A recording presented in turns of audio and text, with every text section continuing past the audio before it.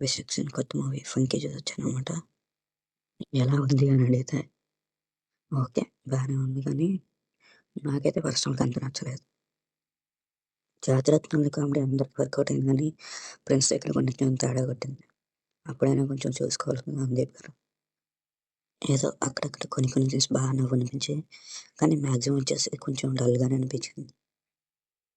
అంటే రైటింగ్‌లో తేడా కనబడిపోతుంది బాగా.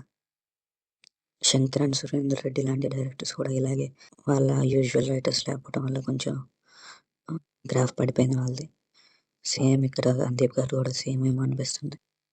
ఇక హీరోయిన్ విషయానికొస్తే ఆ డ్రాగన్‌లో చూపించినంత బాగా చూపించలేకపోయారనిపించింది. కొంచెం తేడా కొట్టింది. కొంచెం ఫేస్ డిఫరెంట్‌గా కనబడుతుంది. కొంచెం ఓవర్ మేకప్, కాస్ట్యూమ్స్ అలా వాటి వల్ల ఏదో అయినట్టు అనిపిస్తుంది.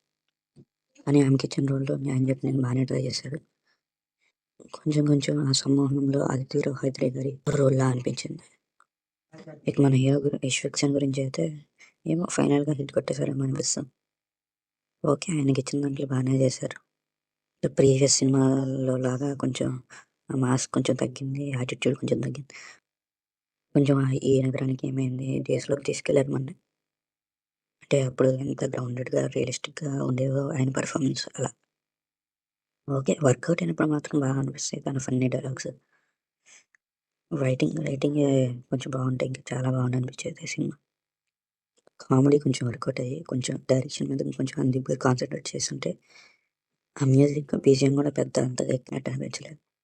ఈ కొన్ని గనక సరిగ్గా పడుంటే మళ్ళీ 'జాతిరత్నాలు' కంటే ఒక గొప్ప కామెడీ మూవీని ఇండస్ట్రీకి ఇచ్చినోళ్ళే వీళ్ళు 'సందీప్' గారు.